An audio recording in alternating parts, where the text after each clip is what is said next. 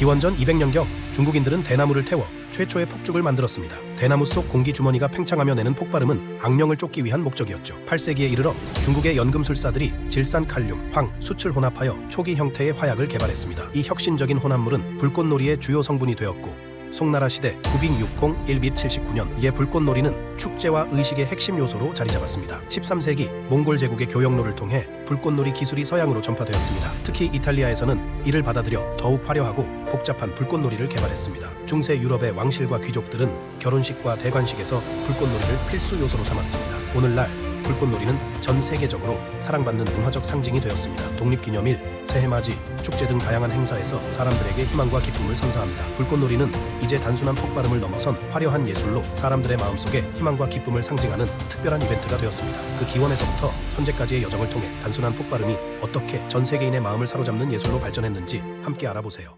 안녕하세요 여러분. 오늘은 로마 건축의 비밀을 파헤쳐 보겠습니다.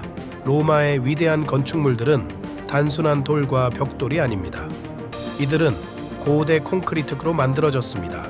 로마인들은 화산재, 석회, 바닷물을 혼합해 오늘날보다 더 강하고 오래 지속되는 콘크리트를 만들었죠. 이 콘크리트는 시간이 지날수록 더 강해집니다. 그리고 로마의 혁신적인 아치와 돔, 수도교 덕분에 건축물의 구조적 안정성과 기능성을 동시에 잡을 수 있었답니다. 아치는 건축물을 지탱하고 돔은 넓은 내부 공간을 제공하며 수도교는 도시로 물을 공급했어요. 이 모든 혁신이 로마 제국의 번영을 가능하게 했습니다. 결론적으로 로마 건축의 비밀은 독창적인 재료와 혁신적인 설계에 있습니다. 이 두 가지 요소가 로마를 건축 역사상 가장 위대한 문명 중 하나로 만들었죠.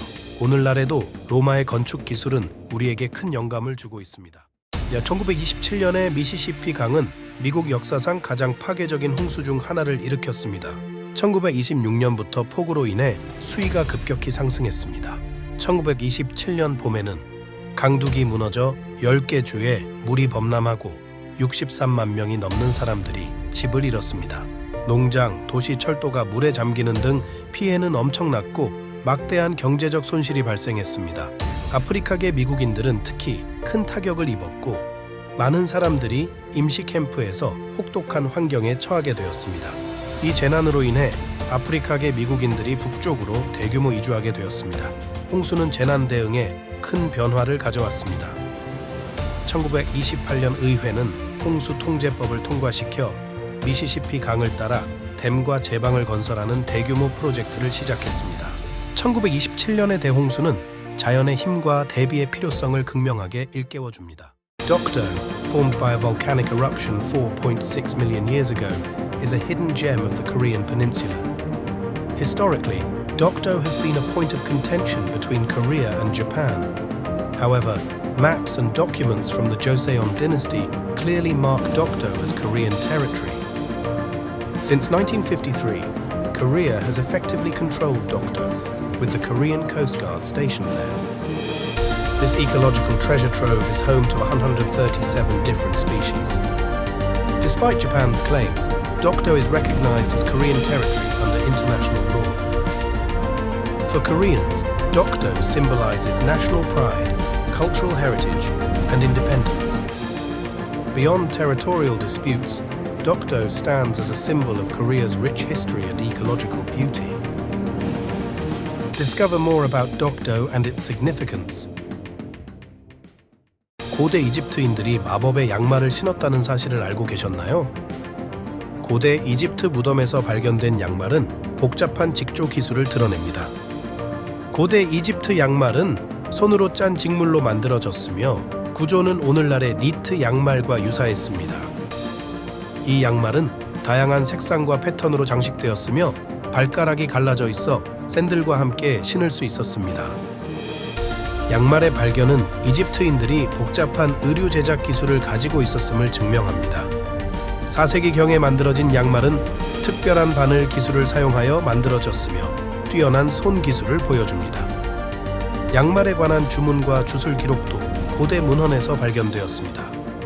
이는 그들이 양말에 마법의 힘이 있다고 믿었다는 것을 암시합니다.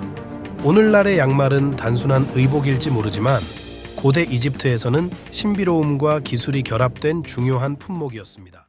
워터게이트 청문회, 미국의 정치적 지각 변동. 1973년 워터게이트 청문회가 미국을 뒤흔들었습니다. 이 청문회는 리처드 닉슨 대통령의 재선 캠페인 중 발생한 불법 활동을 조사했습니다. 워터게이트 빌딩에 있는 민주당 전국위원회 본부에 침입한 사건이 그 시작이었습니다.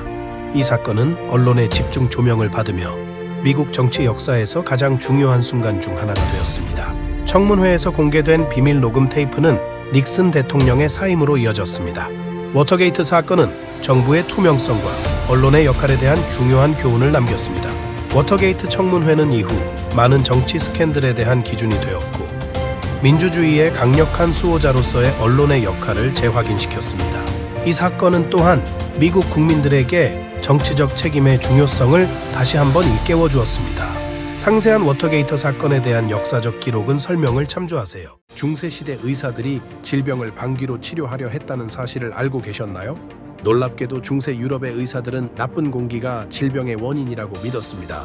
그래서 그들은 방귀가 질병을 예방할 수 있다고 생각했습니다.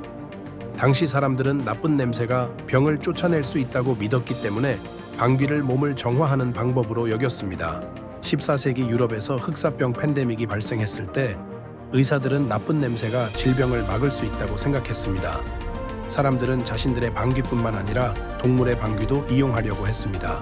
일부 기록에는 의사들이 썩은 음식이나 배설물을 사용해 병을 막으려고 했다는 내용도 있습니다. 방귀가 질병을 치료할 수 있다는 믿음은 분명 비과학적이었고 오늘날에는 웃음거리가 될 것입니다. 하지만 그 당시에는 진지한 의료 시도로 여겨졌습니다. 이는 중세시대의 의료 지식의 한계와 사람들의 생존 본능을 보여주는 흥미로운 역사적 사실입니다. 인도의 독립을 이끈 비폭력 운동, 전 세계를 감동시키다. 인도의 독립은 마하트마 간디의 비폭력 저항 운동으로 시작되었습니다. 1947년 8월 15일 인도는 마침내 영국 식민 통치로부터 독립했습니다. 이번 독립의 배경에는 마하트마 간디가 이끄는 사티아그라하라는 비폭력 저항 운동이 있었습니다. 간디는 무장투쟁 대신 평화적인 시위를 통해 영국에 반대했고 세계는 그의 헌신적인 노력을 주목했습니다. 수천 명의 인도인이 그의 비폭력 철학을 따랐고 이는 궁극적으로 영국인이 물러나는 데 결정적인 역할을 했습니다. 간디의 비폭력 운동은 나중에 전 세계의 많은 독립운동에 영향을 미쳤습니다. 그리고 인도의 독립은 비폭력 투쟁의 힘을 보여준 역사적인 순간으로 기록되었습니다. 1776년 필라델피아의 한 커피숍에서 역사적인 문서가 탄생했습니다. 이곳 The Indian Queen Tavern에서 토마스 제퍼슨은 독립의 열망과 혁명의 이상을 담아 미국 독립선언서의 초안을 작성했습니다. 이 커피숍은 당시 사회의 변화를 꿈꾸던 사람들의 모임 장소로 혁신적인 아이디어와 사상이 활발히 교류되던 곳이었습니다. 제퍼슨은 이곳에서 역사적인 순간을 만들어내기 위한 작업을 시작했습니다. 이 커피숍에서 열린 비밀 회의들은 독립혁명의 초석이 되었습니다. 이곳에서 나눈 대화와 계획들은 이후 미국 독립의 중요한 전환점이 되었습니다. 여기서 제퍼슨은 독립의 열망을 문서로 옮겨 후에 미국 독립의 상징이 될 중요한 문서를 완성했습니다. 이 커피숍은 이제 역사의 흐름을 바꾼 공간으로 남았습니다.